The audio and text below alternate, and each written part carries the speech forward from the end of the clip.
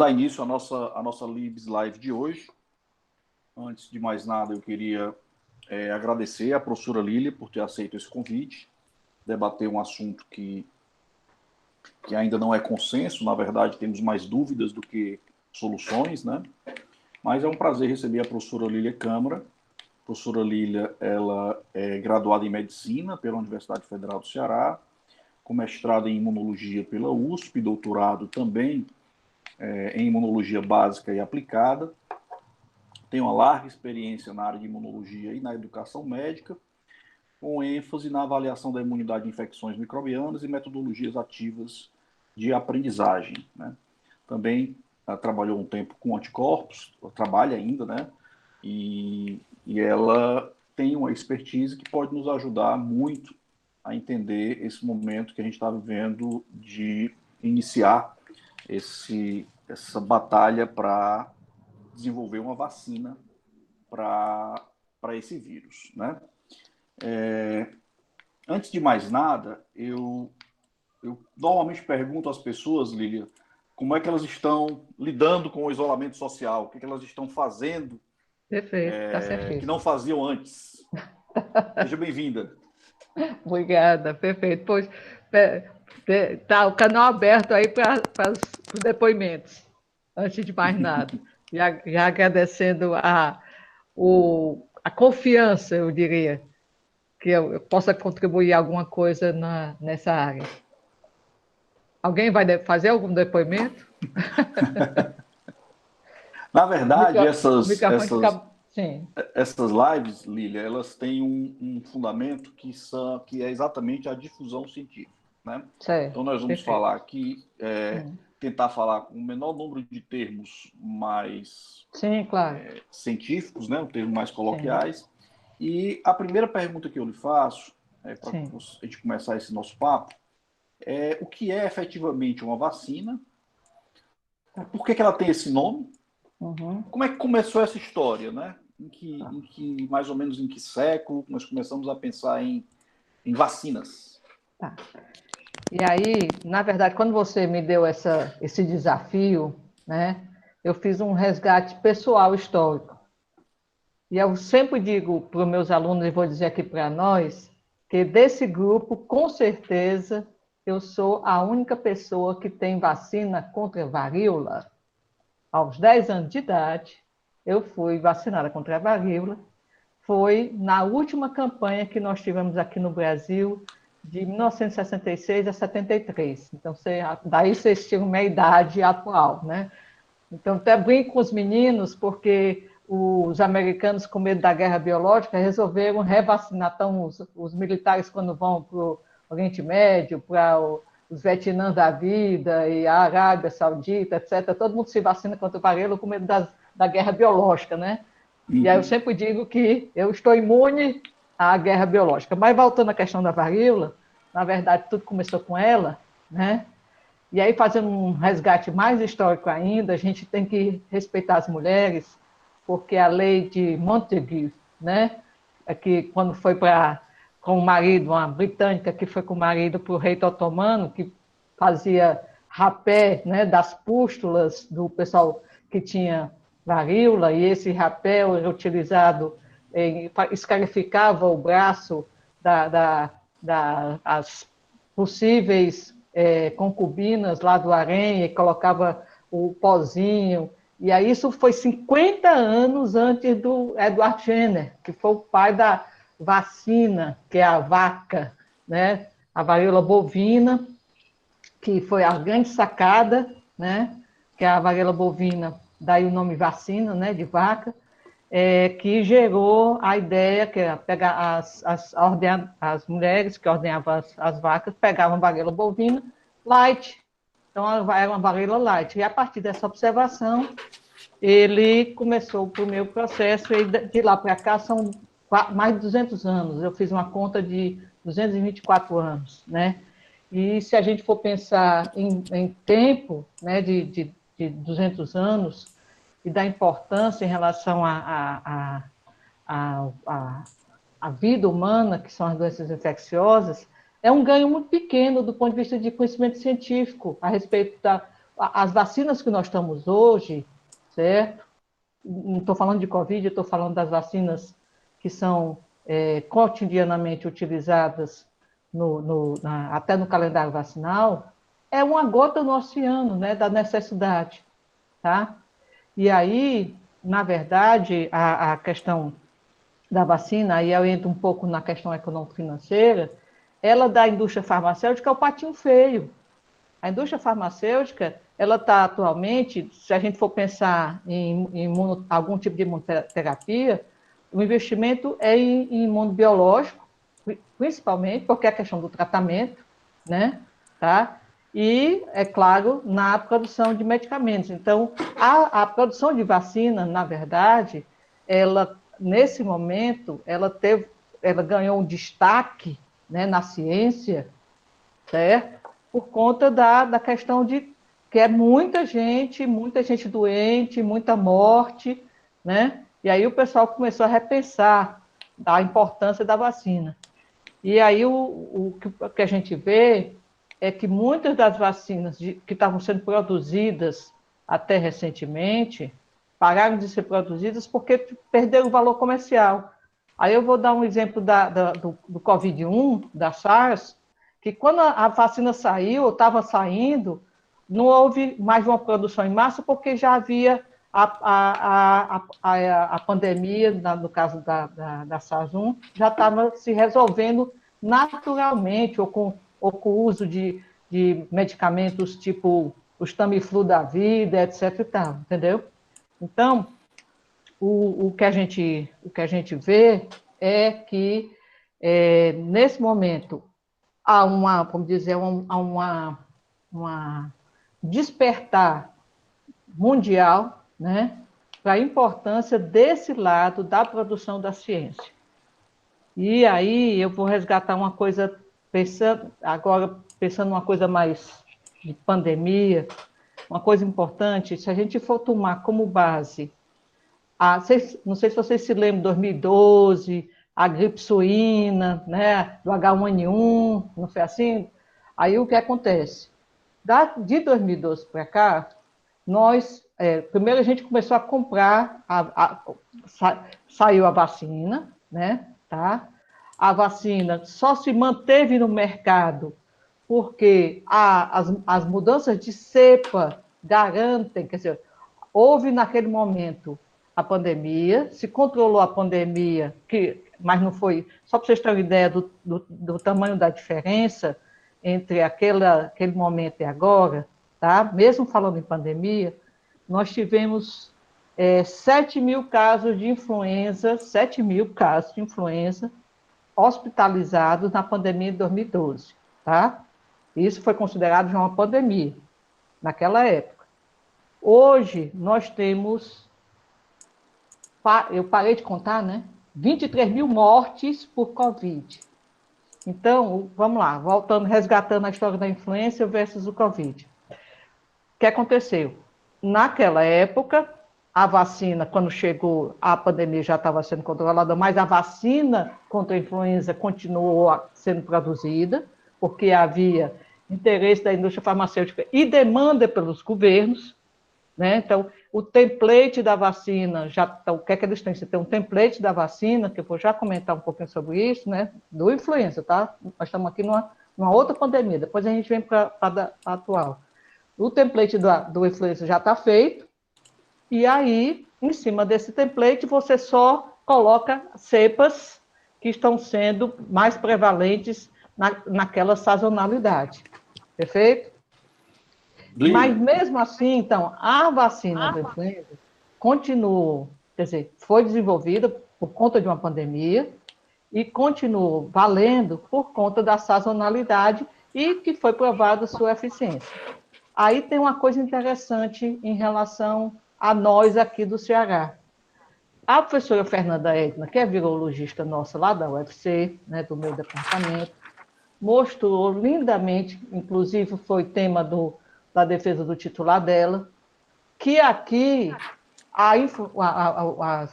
o vírus influenza e o seu impacto na sociedade ocorre antes do sul-sudeste. aqui os picos de infecção gripe por influenza é em abril.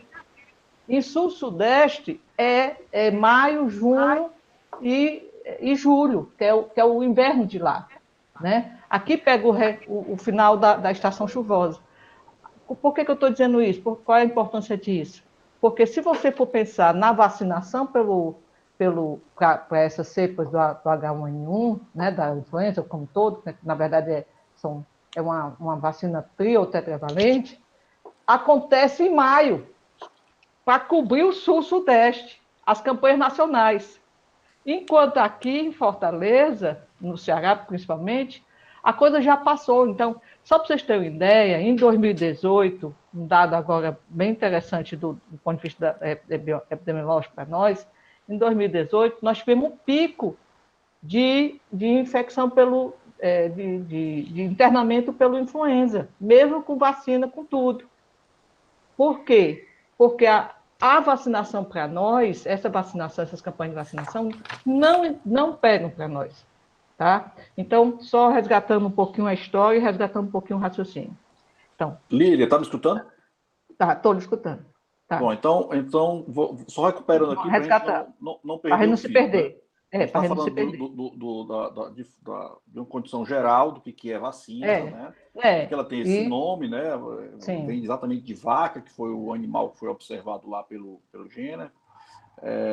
Isso foi lá em 1796, então no século XVIII ainda, levou muito tempo para que as vacinas realmente, né, começassem a aparecer de uma forma mais segura. Mas antes da gente entrar na Covid, nas influenzas da vida, eu queria que você falasse um pouco da importância das vacinas, tanto na revolução que foi para a medicina, como também para a economia e para a humanidade. Tá. O Brasil hoje é um dos países que tem um dos maiores programas de vacinação público e gratuito do mundo. Né? Isso, sem dúvida, é fundamental para a nossa sociedade, nós temos que valorizar. Mas ao longo da história, vamos dizer assim, dos últimos 100 anos, o que mudou na medicina, na economia e da humanidade com a produção de vacinas? Tá. Então, vamos primeiro pensar o seguinte: se a gente for pensar em vacina, tá? Em vacina que é comercializada, tá? Então, as vacinas, elas são principalmente contra vírus. São poucas as vacinas contra bactérias, né? Do universo, né? De todas as vacinas disponíveis. E aí, vou usar um termo, um exemplo bem simples. BCG. BCG é proibida nos Estados Unidos e na Europa, tá?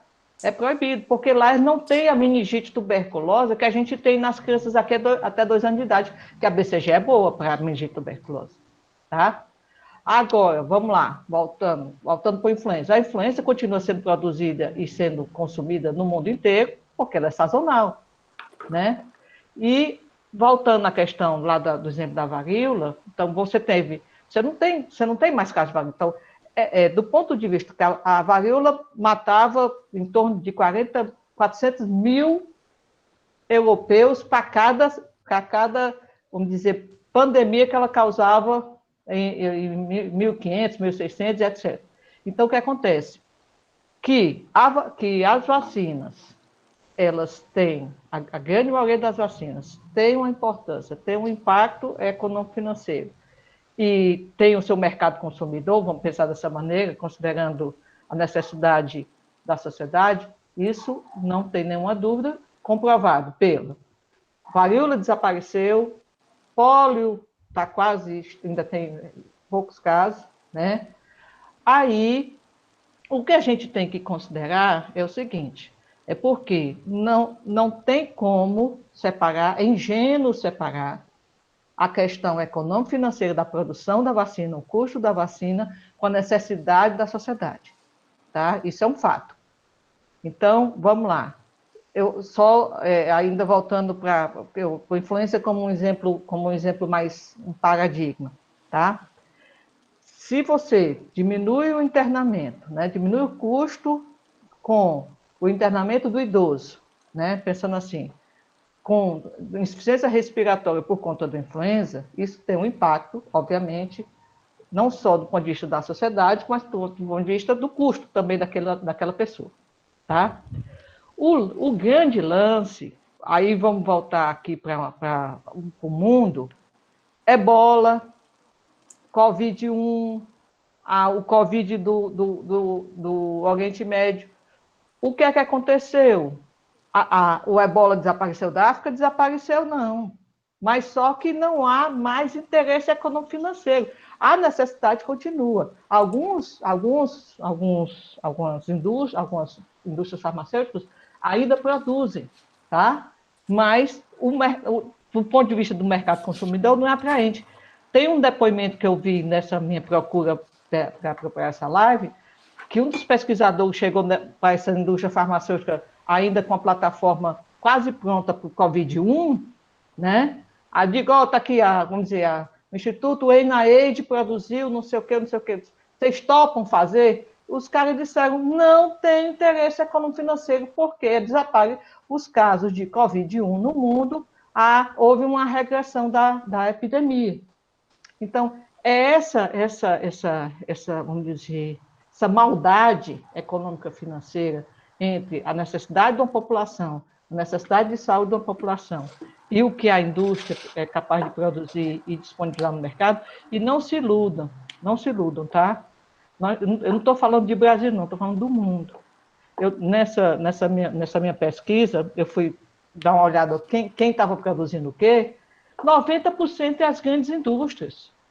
Até nos Estados Unidos, vamos dizer, os institutos de pesquisa, mesmo de ponta, não tem fôlego para produzir vacina para todo mundo. Vou dar um exemplo do nosso querido Butantan. Nosso querido Butantan, recentemente, só em 2018, é que começou a produzir a vacina contra a influenza. Porque a Sanofi Pasteur, aí tem lá, sei lá, quais são os caminhos, cedeu em 2012 a tecnologia. Em 2018, depois de 5 milhões de investimento lá no Butantan, o pessoal do Butantan conseguiu produzir a tal da vacina contra a influenza que a gente está usando ainda hoje. Tá? Então, a questão é o seguinte, ainda tem mais, não é o Butantan que está na frente das vacinas para o Covid no Brasil, não, o Covid-19 no Brasil não, tá? O Butantan está lá às voltas com a vacina da influenza, com outras vacinas, mas eles não estão, né, eles não têm plataforma, nem tem, pelo menos não encontrei o Butantan como um dos locais para desenvolvimento de vacina do Covid no Brasil hoje. Tá? Então, até eles lá, todo o aparato financeiro que eles têm lá é para produzir, para manter o que eles podem disponibilizar. Então, o que é triste é porque se eles têm já o domínio da técnica, né? Já foi passado, a Sanofi Pasteur passou para o Butantan, e o Butantan já produz em larga escala a vacina para o H1N1, né? A vacina combinada. A pergunta é, será que eles não teriam, com o aporte financeiro necessário para dar o salto qualitativo, antes mesmo de outras instituições que não têm tanta expertise, comprovadamente tanta expertise quanto eles, tá? Então, eu não sei se deu para você sentir o drama entre a necessidade da sociedade, o que a ciência produz e o que é capaz de ser produzido em larga escala para responder ao problema. Tá? Ok. Isso, né? O desafio não é só a produção de vacina, né? Produção, quantidade, distribuição, uma série de fatores. Mas agora vamos entrar definitivamente no nosso tema, né? Que o nosso tema é vacina para Covid, né? Perfeito. Quando e como? Eu acho que as pessoas estão se perguntando isso quase que diariamente, né? Tá certo. Existem vários grupos produzindo ou desenvolvendo essa vacina. Acho que da última vez que eu li tinham quase 100, né? E como é que essa vacina, Lília, pelo que você estudou e pesquisou, como é que ela está sendo produzida? Quais são os tipos possíveis? O que elas estão prometendo? Tá. E aí, eu me deparei com uma coisa que me preocupou, sabe, Edson? Que é o seguinte, a proposta atual é que, engraçado, que o que eu vou dizer agora eu vi o mesmo raciocínio numa reunião essa semana em relação ao UFC, tá? Só para você ter ideia. Raciocínio é o mesmo, diferentes cenários. Não estou falando aqui de indústria farmacêutica produzindo vacina, mas o UFC e produzindo conhecimento. Qual é a grande frase? A pressa. Nós temos pressa em ter resultados, tá? E aí, então, nós temos pressa em resgatar as aulas, então, nós temos pressa em produzir vacina. E essa pressa, o que é que aconteceu? Estão passando por cima, passando um trator por cima da questão ética entre idealizar a vacina e comercializar a vacina, tá? Então, a defesa agora, isso é que o que eu vou só explicar para a turma que está nos ouvindo, mais ou menos os caminhos. Então, você tem uma demanda. Eu vou usar uma outra vacina como exemplo, porque essa eu vivi. Foi uma vacina que eu vivi, a vacina da dengue Passanovi. Só para exemplificar essa sequência, tá? Então, primeira coisa, eu tenho um vírus da dengue com 4 serotipos, ponto. Aí eu consigo pegar o vírus da febre amarela, certo? Que tem já uma vacina comprovadamente que funciona, atenuada, inserir o genoma do vírus da dengue, que é primo próximo. Esse vírus da febre amarela quimérico passa a apresentar na sua membrana os 4 serotipos do vírus da dengue. Tá? Beleza. Em seguida, você faz estudos com células ou em animais, aí tem macaco, roedor, o que você quiser, tá? E isso aí é todos os caminhos. Nós estamos falando de uma coisa que começa 10 anos antes. 10 anos antes começa a produção via biotecnologia, né? Aproveitando o gancho do André Coelho de ontem, via biotecnologia da produção da vacina. Aí tem uma série de etapas. Fase 1, fase 2, fase 3. Na fase 1, é essa coisa de animal, né? Ver resposta e ver se produz alguma citocina, se produz algum anticorpo, etc. Na fase 2, já é uma fase que é meio pré-clínica, tá? Na fase 2, você pega um grupo de voluntários, né, um grupo X de voluntários com determinadas características, e submete à vacina com as suas doses, várias vezes. Na fase 3, já é uma fase em que você pode, uma parte das pessoas recebe a vacina, outra parte não recebe a vacina, recebe um placebo. E aí você acompanha durante X meses ou anos, tá? Só para você ter ideia, eu participei da fase 3 da vacina da dengue da Sanofi Pasteur, que foi de 2011 a 2018. E no final do processo, hoje a vacina da Sanofi está aprovada na Anvisa, mas ninguém usa. Sabe por que ninguém usa? Porque mesmo depois de todo esse processo, de todas essas fases, a vacina só presta se você já tiver entrado em contato com o vírus da dengue.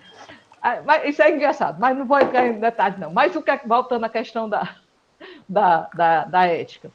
O que é que estão fazendo? Estão pulando etapas. Então, faz a vacina por engenharia genética, que eu vou comentar algumas daqui a pouco.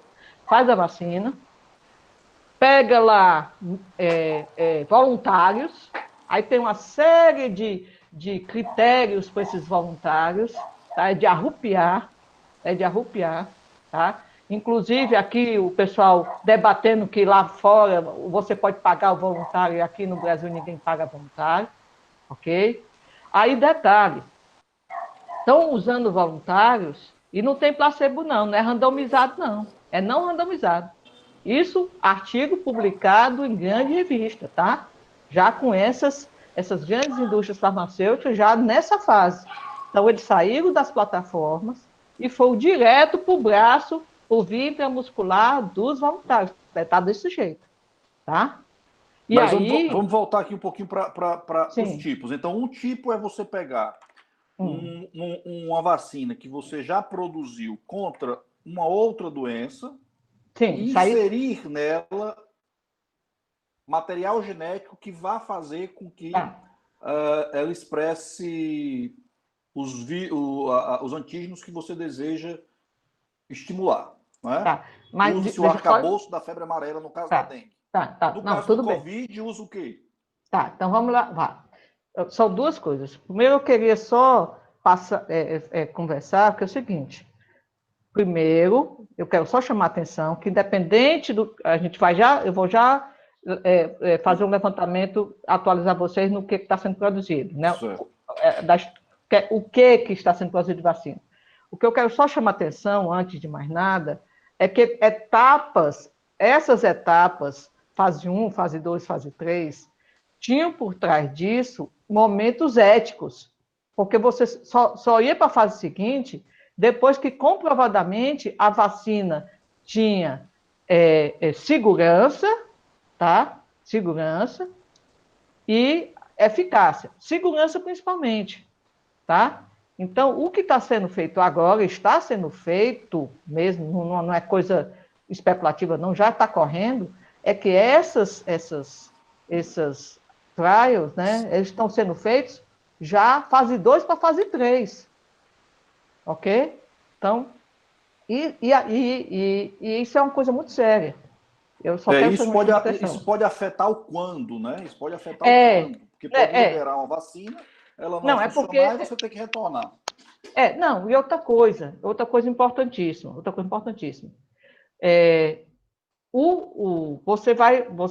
por conta da, vamos dizer, os governos estão batendo na porta dos governos por alguma solução, né? Tá?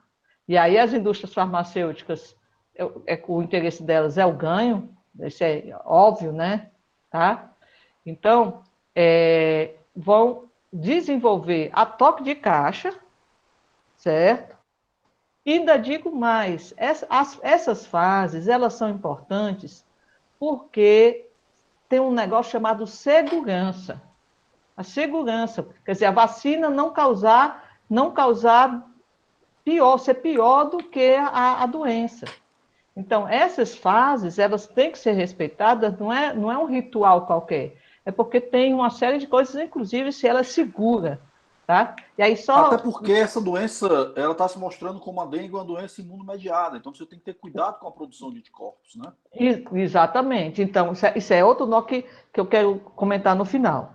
Doença versus vacina. Mas voltando à sua pergunta principal, do que está sendo feito, né? O que está sendo feito. Então, das 100 vacinas que estão reportadas lá na Organização Mundial de Saúde, existe 5 que já estão, como eu digo, na fase 2.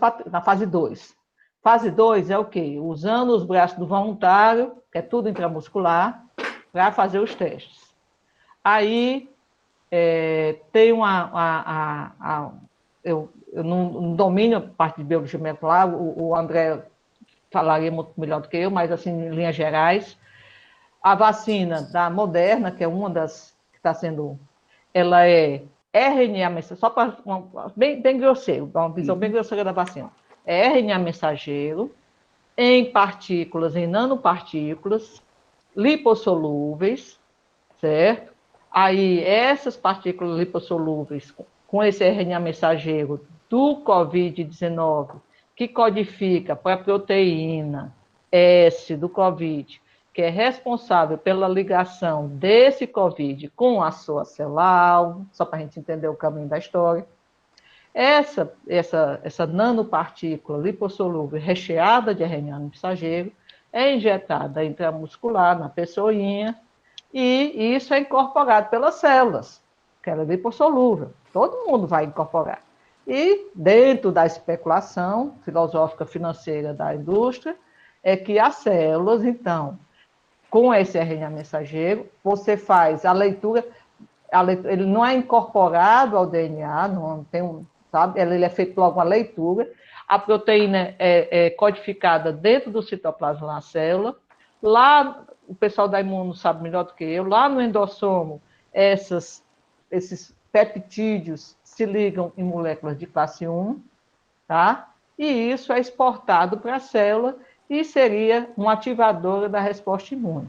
Tá? Isso é a vacina lá. Ou seja, é uma vacina de RNA. A vacina de RNA com essa partícula microsolúvel.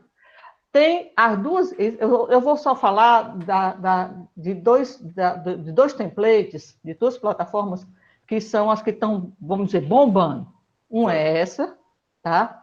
E o outro é o seguinte, você pega o adenovírus, tá? Você pega um adenovírus, que dá uma gripe, dá a gripezinha lá do nosso presidente, ele dá realmente uma gripezinha, e aí você insere no adenovírus uma série de genes codificadores que vão ser carregados pelo adenovírus, tá? E aí o adenovírus vai se inserir na célula hospedeira, em nós, tá?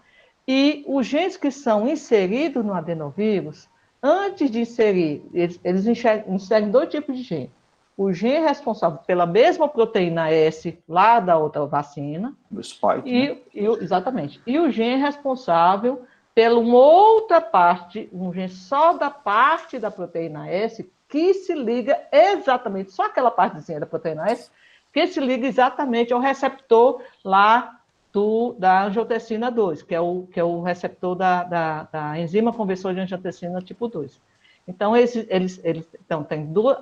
tem duas vacinas correndo com essa mesma coisa. Então, adenovírus carregando como um vetor de material genético, certo? Do vírus, só o material genético do vírus, que codifica para essas proteínas.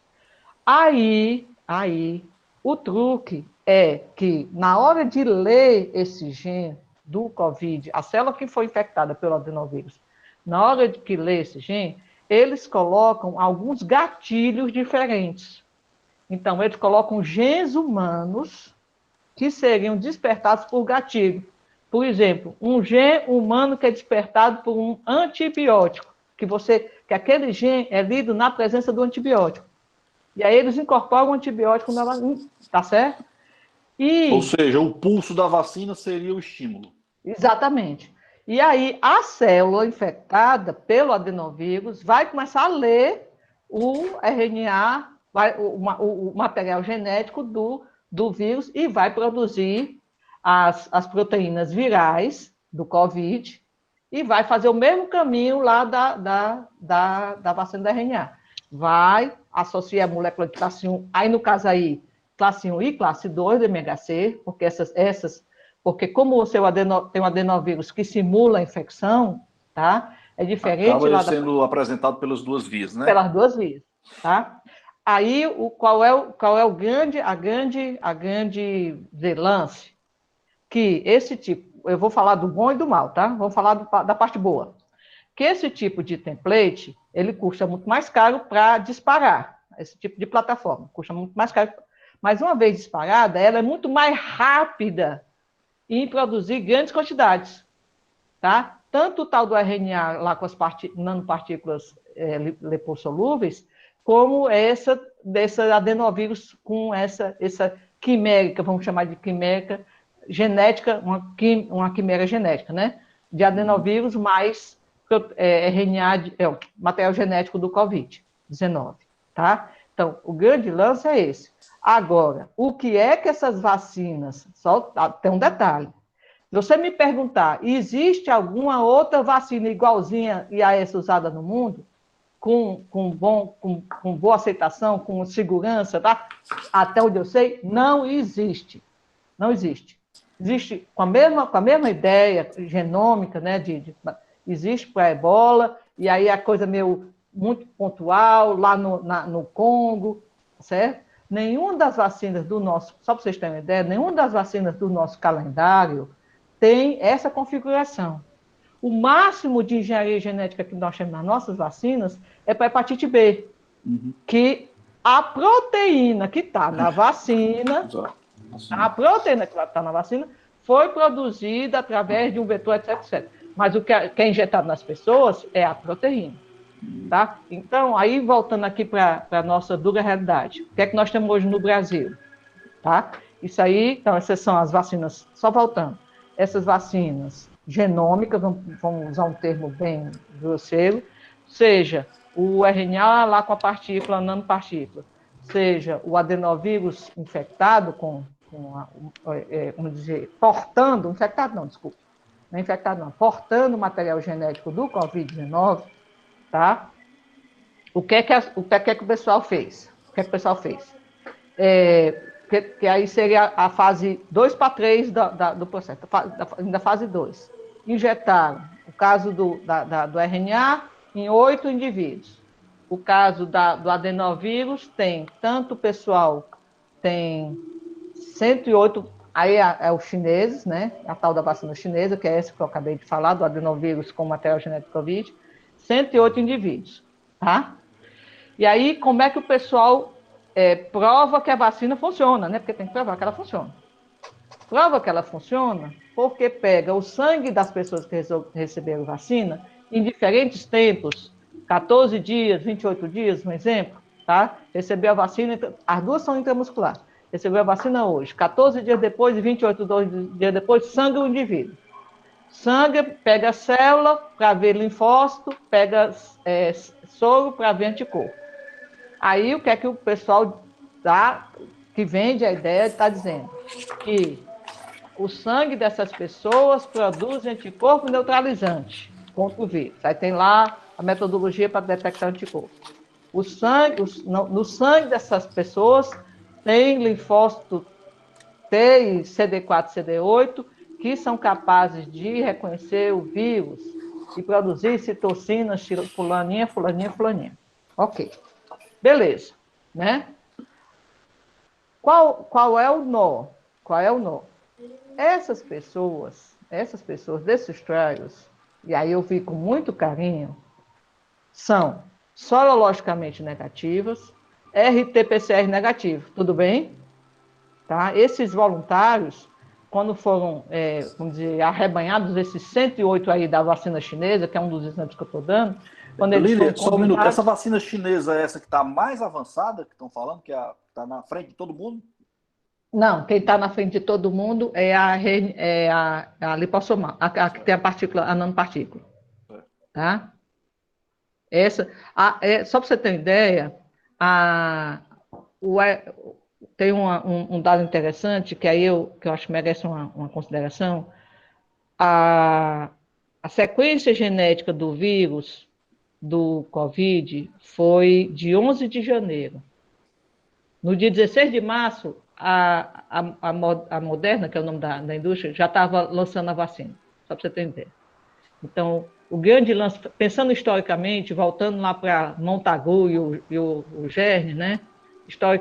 Pensando historicamente, nunca foi tão rápido. Quer dizer, nós evoluímos do ponto de vista de ciência, né? Nós evoluímos do ponto de vista de ciência. E eu lhe digo sincero, as pessoas aqui no Brasil, nós já temos expertise. Toda a metodologia que foi descrita nos trabalhos que eu vi, a parte de imuno, a parte de genômica, eu não acompanho no Brasil inteiro. Mas a parte de imuno, toda a metodologia que foi feita para verificar a resposta das vacinas, é feita em qualquer laboratório do Brasil. As técnicas são facílimas de fazer. É citometria de fluxo, é ELISA, é ELISA Spot. Ainda digo mais, até eu faço. Precisa de grana. Precisa de grana. Entendeu? Aí o que acontece? Voltando aqui só para o lado bom e o lado ruim, né? Então, o lado bom, né, essas vacinas genômicas, é que elas estão provando por A mais B que produz anticorpo neutralizante, né? Aí vamos dar o seu ao seu dono, né? É anticorpo neutralizante só na metade das pessoas. Anticorpo total, depois de 28 dias todo mundo, mas anticorpo total não quer dizer que isso é uma diferença. Produzir anticorpo, o anticorpo prestar para alguma coisa, né? Uhum. Então, o anticorpo neutralizante, depois de 28 dias, só metade das pessoas produzem, né? Os tais do linfócitos CD4 e CD8 estão presentes no sangue das pessoas com 14 dias, tá? Aí a pergunta aqui que não quer calar, que seria a fase 3, tá? Todo mundo dando o braço, só que metade do povo vai receber placebo, metade do povo vai receber vacina. E aí metade do povo quem? Metade do povo que vai, aí vai fazer sorologia para todo mundo, RT-PCR, entendeu? Antes de você botar a vacina no bracinho das pessoas, porque uma coisa é você botar uma vacina no bracinho de uma pessoa que já está infectada e já tem anticorpo circulante que pode até neutralizar essa vacina, tá? Então, eu vou fazer uma conjectura filosófico-econômico-financeira agora. Quando a vacina chegar, quantas pessoas já não vão ter anticorpos produzidos pela infecção natural? Então, aí a vacina, o que é que eu imagino? A vacina, ela vai ter que fazer, em ela chegando mesmo, com toda essa parafernália de produção, tá? Em ela chegando, eu não sei se ela é aplicável em todas as pessoas. Eu diria até que se eu fosse da indústria farmacêutica, eu iria fazer vacina para uma faixa só da população. Essa faixa da população teria que provar que ela é sorologicamente RT-PCR negativa para ser vamos dizer, uma pessoa que poderia ter alguma, vamos dizer, lucro com a vacina. Tá certo? E, só aproveitando a deixa, antes de fazer mais conjectura filosófica, no Brasil, o que é que nós temos, né? Eu falei das vacinas internacionais, das duas principais plataformas. Tem outras, mas essas são as duas principais, que estão bombando. No Brasil, nós temos a turma do CT Vacinas, que é uma dessas, Instituto do Milênio, junto com o pessoal da Fiocruz em Minas, o pessoal da FMG e Fiocruz de Minas, tá? E a turma do INCOR, com o meu querido Jorge Calil, lá da SPI. Então, o que acontece? Nenhum dos dois tem nada publicado, tá? Assim, em relação à Covid. Provavelmente por conta, sei lá, de não ter resultados ainda, mas não tem. Eles podiam ter pelo menos publicado alguma coisa de fase 1 ou fase. Mas tudo bem, vamos lá, voltando para a realidade.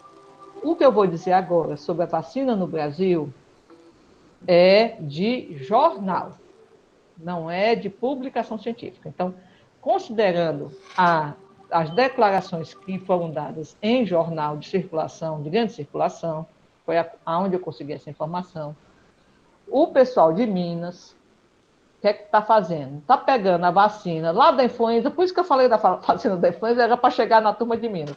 Está pegando a vacina da influenza e está dizendo que está manipulando geneticamente para a vacina da influenza, que já é produzida aqui, né, pelo Butantan, porque a tecnologia da vacina não é mais patente, né, da Sanofi Pasteur, né? Eles estão manipulando genomicamente essa vacina da influenza e inserindo o mesmo caminhozinho dos outros. Os genes que codificam para a proteína S do vírus do Covid-19, tá? Ou seja, a vacina proteica mesmo. A vacina, só resgatando, a vacina da influenza, né, da vacina da gripe, né, que agora mesmo nós teve uma campanha para poder separar quem tinha, né, quem estava vacinado, chegava lá com insuficiência respiratória, não, estou vacinado, então não é influenza, deve ser Covid, né, aquela história. A vacina da gripe que está sendo usada é o que o pessoal de Minas está usando como template.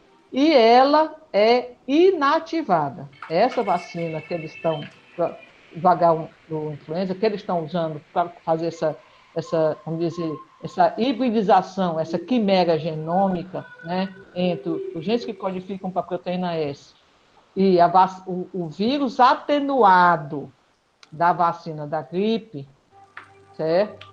Isso seja utilizado aqui no Brasil, tá?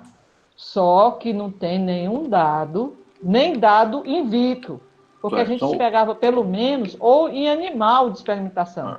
No Brasil, então, a produção de vacinas nem começou. Na verdade, tem feito esses ensaios. Na verdade, deve ter alguma coisa, se os caras estão fazendo, vamos dizer, a publicidade, tá? Mas o que A eu vacina acho, do sabe, Lília, INCOR, a é vacina do que, na INCOR, verdade, sim, nós estamos passando uma fase, né, muito difícil da área de ciência e tecnologia. Apesar do governo achar, como a gente está ouvindo muita gente falar que estão liberando recursos para pesquisa para o Covid-19 agora, essas pessoas estão totalmente malucas, porque não é de um dia para o outro que as coisas se resolvem numa pandemia. Né? Na verdade, você tem que ter esse investimento perene, e aí, sim. quando acontece uma urgência, você tem a possibilidade de dar uma resposta mais rápida. Né? Então, Olha, você acha que num país como o Brasil, um país com 210 milhões de habitantes, ou seja, uma pandemia dessa que pega em cheio, a área de vacinas e de imunologia não deveria ter uma atenção especial em relação a recursos? ó, eu vou dar números, que eu acho que números é mais fácil a gente raciocinar. Para o Butantan sair do zero, né, em relação à vacina, vou falar da vacina da influenza, porque ela é a prima irmã, né, está usando o mesmo caminho. Muitos, não é só aqui no Brasil, não, muitos estão usando o mesmo caminho, na mesma plataforma que você produz a vacina para o vírus da influenza, também está sendo usada para o Covid. Mas vamos lá. Para o Butantan sair do zero para produzir os lotes de vacina que foram distribuídos agora recente, tá? 5 milhões. Isso foi do start, em 1912, ou 2012, desculpa. 2012, naquela época, o Butantan recebeu um aporte de 5 milhões para sair do zero.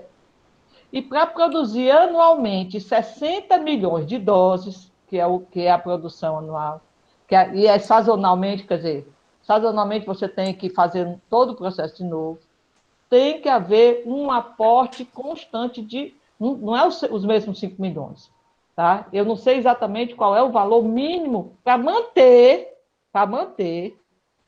essas vacinas da gripe que a gente recebe agora todo ano, tá certo? E ainda digo mais, só para fechar essa ideia do dinheiro e do tempo. A vacina que foi distribuída, infelizmente, em maio, né? Porque para nós teria que ser em fevereiro, mas vamos lá. A vacina que foi distribuída em maio, tá? Ela foi produzida no ano passado. São 9 meses, é uma gestação de você identificar as cepas que estão circulando, fazer. Tudo bem que você já tem o template, né? Já tem mais ou menos a plataforma, mas disparar o processo e a vacina chegar nas pessoas, no bracinho das pessoas, é uma gestação, são 9 meses. Isso já passado por todas as fases. E é um aporte constante de valores. Por isso, é a especulação minha, que o Butantan não tem fôlego para produzir a vacina do Covid. Tá? Uhum. Voltando ao que eu estava dizendo no início, será, isso também é especulativo, se tivesse realmente uma política séria, quer dizer, nós já temos expertise, gente, eu juro por Deus, não quero fazer apologia dos brasileiros, não, mas expertise e conhecimento, nós não perdemos para ninguém. Não perdemos para ninguém. Eu trabalhei junto com o pessoal da Sanofi Pasteur na vacina da dengue, nós não perdemos para ninguém. Tá? Expertise, conhecimento, técnica, conhecimento de técnico, nós não perdemos para ninguém. O que falta é investimento. Investimento sério. Tá? A nossa, aí, o que é mais pobre ainda, além da pobreza vamos dizer, de respeito, né? Porque eu acho que é uma pobreza de espírito do governo em relação à ciência, tá? Existe também uma pobreza nossa, nacional, da própria indústria farmacêutica, tá? A própria indústria farmacêutica nossa, ela ainda é incipiente e ainda é pobre em relação a isso, tá? E aí, me reportando aos artigos, tem um artigo muito, muito bonzinho, que inclusive tem uma live, né, no New England Medical Journal, bem curtinho, quem quiser dar uma olhada, bem bonzinho. E foi formado um consórcio, né, vocês estão sabendo, né, que foi formado um consórcio com várias instituições, com vários governos, né, os Estados Unidos não quis participar desse consórcio, o consórcio para a prevenção de pandemias, tá? Não é o nome do consórcio. Tem dinheiro do Bill Gates, né? Da Melinda Gates, certo? Mas a ideia desse consórcio é criar plataforma de vacina que já deixe pré-pronta, para quando chegar o Covid-3, Covid-4, Covid-5, que virá, certo? A gente não fique na mão da boa vontade das grandes indústrias em fazer as vacinas e que a gente possa segurar as pandemias antes de chegar lá na etapa final, tá? E aí, Edson, eu queria só, se tiver tempo aí, eu não sei se já são 6 e tanto, né? Mas eu queria só dar uma palavrinha, certo?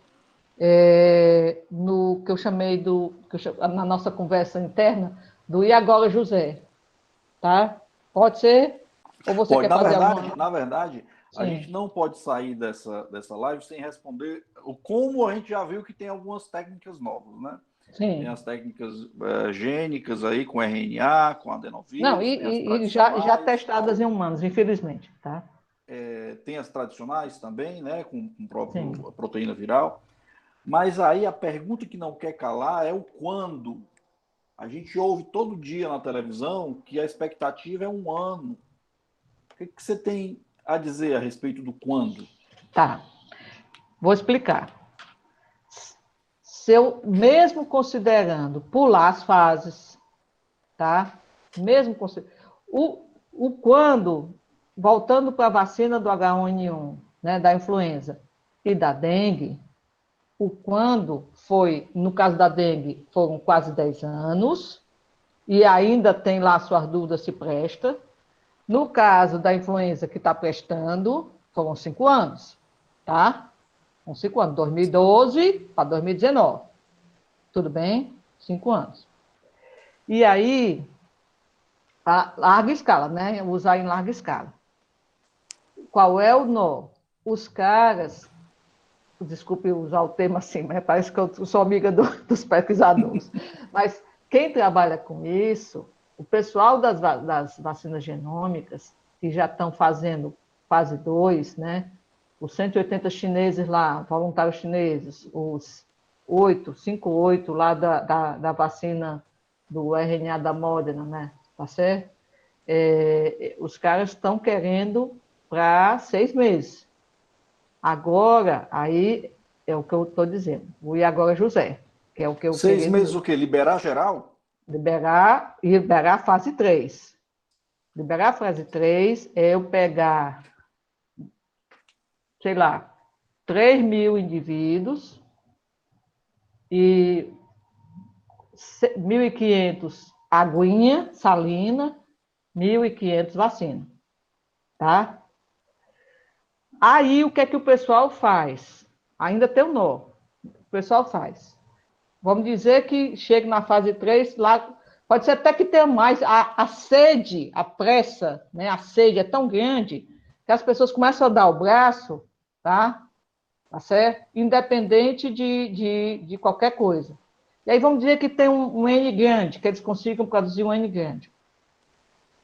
E mesmo com metade sem a salina e metade vacina, tá? Os caras vão acompanhar essas pessoas, tá? Porque o sistema imune, o tal dos anticorpos neutralizantes, até do pessoal que já está na fase 2 para 3, tá? Foram 28 dias. Então, se no fim. Vou usar um período maluco aí. Se em julho, uma dessas grandes indústrias farmacêuticas, usando o braço, sei lá de quem, né? Porque tem o braço do pessoal da América Latina, tem o braço do pessoal. Porque para isso os braços da gente servem, tá? O braço das crianças serve. Então, vamos dizer que teste. Vamos dizer que teste na Ásia, um exemplo, né? Teste na Ásia. Aí você ainda tem o tempo de resposta, medir quantas doses precisa. Pode ser que não seja uma dose única. Então, no mínimo, brincando, até você dizer que a vacina está pronta para todo mundo, isso já tudo já pré-aportei, pronto para usar, é no mínimo de 6 meses a mais. Quer dizer, se em julho tivesse isso tudo pronto, pensando internacionalmente, eu não estou nem pensando nacionalmente, a gente só ia ter certeza que a vacina funciona em dezembro. Tá? E só estou fazendo uma conta assim, considerando que o pessoal pulou as etapas todinhas, as etapas sérias.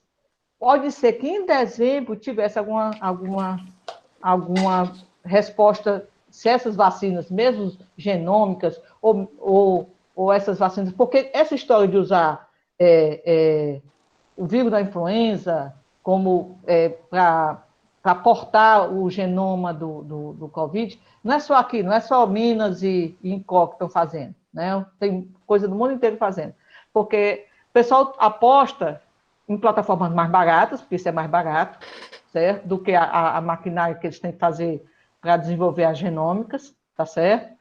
E eles se apoiam em vacinas que já funcionam.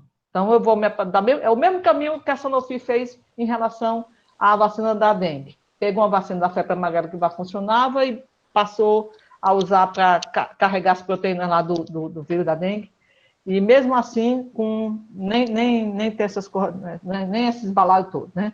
Precisa a pessoa estar infectada para poder receber a vacina. Bem, não vou entrar nesse mérito, mas só para finalizar a nossa conversa, para dar espaço para as pessoas participarem, que eu acho importante, já que tenho a possibilidade de microfone aqui, o que me preocupa muito, agora, do ponto de vista imunológico, me preocupa muito, é uma coisa que você já falou, que eu vou resgatar. A Covid-19 é uma doença, a gravidade dela está mais do que provado, tá? Em pacientes, em laboratório, que a gravidade dela é uma reação de hipersensibilidade, né? Ou chuva de citocina, o que você quiser chamar, né? Ou chuva de citocina, ou uma autoimunidade, é um processo inflamatório. Tanto que eu vou contar uma coisa pessoal, a minha irmã desenvolveu, e a única coisa que eu perguntava para ela todo dia, como é que está a tua proteína C reativa? Como é que está a tua proteína C reativa? E a única coisa que me preocupava era se ela inflamava ou não inflamava. Então, o que acontece? Considerando a característica da doença, né? Considerando a característica da doença, que eu tenho, que o lance do Covid, né? O lance do Covid-19, no caso, é que a letalidade dele é até mais baixa do que a letalidade da influenza. Tudo bem? Em 2018, a letalidade da influenza aqui no Ceará chegou a 16%. A letalidade do Covid é 6%. Só que 6% de quantos mil? O contágio é muito alto, né? O contágio é alto. O nó é a replicação, né? O que eu chamo de RO, que é a capacidade de uma pessoa contaminar as outras. Tá Que no quase de 1 caso para do 3 no Covid. Brasil. Não, tem um índice, que até um não é pandemia, acima de 1 é pandemia. O do Covid chega a 6 nesse índice. Vamos pensar numa escala de terremoto, tá? Ok? Então,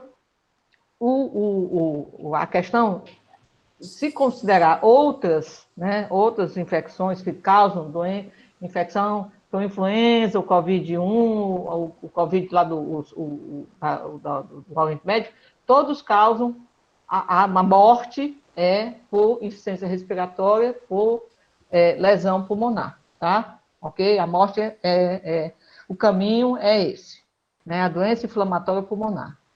Aí, faltando aqui as nossas conjecturas imunológicas. Uma vacina, nessa conjuntura atual, era necessário. Quer dizer, você vai dar a vacina para todo mundo, os assintomáticos. Os assintomáticos estão infectados, não estão infectados, certo?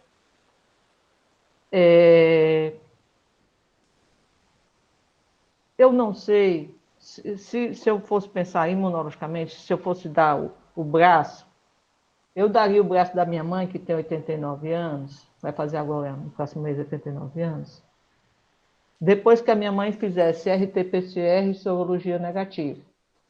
Aí eu daria o braço da minha mãe para essa vacina. Dá para entender isso? Uhum.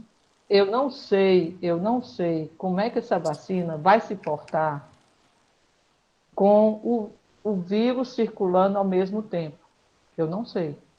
Eu não sei se essa tempestade de citocinas é o safety da vacina. São dois critérios, três critérios. Imunogenicidade, que aí você mede se produz anticorpo, se não, anticorpo neutralizante, ou linfócito o diabo 4. Eficácia. A eficácia até teria que ver a retração da pandemia para você ver a eficácia. Era uma vacina que fizesse a retração da pandemia. Para fazer a retração da pandemia, eu imagino que ela tinha que ser aplicada em pessoas não expostas, que não foram infectadas. Uhum. Aí eu pergunto, para você aplicar uma vacina com essa pandemia, para garantir que essa pessoa não foi infectada, algum teste você tem que fazer com essa pessoa antes de aplicar a vacina. Você concorda? Uhum. Você não pode simplesmente não, eu estou assintomático, fiquei dentro de casa, preso dentro de casa, pronto. Eu não entrei em contato. E aí vou dar meu bracinho porque vou me proteger. É muito perigoso, que é o safety, tá? Que é o terceiro critério. Tá? Ainda digo mais, deu reação nas pessoas. Não foi reação vacinal, né, que é febre e tal, mas não é uma coisinha sem nada. Teve gente que teve diarreia, vômito, tem lá, está reportado lá nos artigos dessas vacinas genômicas. Então, eu fico pensando que mesmo hoje, se eu tivesse uma vacina que foi provada, que funciona, etc., que fizeram os trials, lá, eu só daria o braço da minha mãe para ela se vacinar se a minha mãe fosse RT-PCR negativo e sorologia negativa e cruzar os dedos, por conta do safety. Não sei se deu para você entender. Sim. Esse terceiro passo, que são os trials normalmente respeitam, né? Você precisa ter algum dado dessas pessoas que vão receber essa vacina e não pode simplesmente liberar a vacina para todo mundo, porque eu não sei o que vai acontecer. Tá? É a mesma... A da vacina da dengue, exatamente, eu ia falar da dengue. Começou a dar problema, sim, senhor. Eu participei da produção dela, junto com a pessoa, produção não, né? Com a fase 3 da Sinop. Começou a dar problema, tá? Começou a dar problema. Aí a turma começou, botou isso a Anvisa já autorizando, utilizado no Brasil, tá? Aí botaram a veolinha no saco, e agora, na bula da vacina da dengue, a pessoa já tem que ter sido infectada. Então, para eu receber a vacina da dengue, tem que fazer sorologia, e só se eu tiver sorologia positiva é que a vacina pode ter alguma coisa de eficácia em mim. Só para você ter ideia, uma vacina que passou 10 anos, que passou por todos os trials, que passou por todas as coisas, ou mesmo aqui no Brasil, que a gente é permissivo, né, para todo tipo de coisa, mesmo aqui no Brasil, o pessoal teve que botar a violinha no saco e voltar atrás e dizer que só recebe a vacina da Sanofi se você provar sorologicamente que já foi infectado e não desenvolveu a doença. Só para você ter ideia. Uma vacina que foi feita para evitar a infecção, né? Olha, não sei se essas minhas últimas conjecturas eu filosofei demais, mas... Não, filosofou não, sua preocupação é ótima. Eu acho que a gente não acaba respondendo tudo, mas olha, acho que o que a gente pode sair hoje dessa nossa conversa aqui é que o grande problema não é quando vai sair a vacina, é que tipo de vacina vai ser essa e qual é a segurança dessa vacina. Aí está fazendo a pergunta certa. Porque aí, quando pode ser que saia daqui a 6 meses, daqui a um ano, mas que efetivamente não vá garantir segurança nas pessoas que tomarem. Imagina um país continental como o nosso, de 210 milhões de pessoas, se todo mundo vai poder tomar essa vacina. Na verdade, se a gente for olhar a curva dos gráficos de óbitos em escala etária, você vê que a mortalidade é muito maior nas pessoas acima de 80 anos, 70 anos. Né? Então, essas pessoas, para você pensar numa vacina viva para essas pessoas, é muito mais complicado. Né? Então, assim, acho que a grande lição dessa nossa conversa de hoje é que o como a gente já sabe, existem várias formas. As formas tradicionais com proteína, as formas com RNA, as formas com vacina viva. Mas o quando talvez não seja o mais importante, e é o que a gente assiste todo dia em todos os telejornais de quando vai sair a vacina. Acho que isso é uma reflexão importante, Lília. Eu queria agradecer muito a sua participação, foi excelente você trazer essas preocupações éticas, essas preocupações em relação ao que a vacina pode fazer. A gente sabe que a vacina da dengue, por exemplo, ela não teria como sair sem ser uma vacina tetravalente. Eu acho que, mesmo que a pessoa já tiver tido algum tipo de dengue, ela acaba tendo alguma utilidade, porque a gente sabe que é a partir de uma infecção secundária que os casos mais graves acontecem. Né? Não, ela tem mérito. Mas só uma parte, Edson, o que acontece?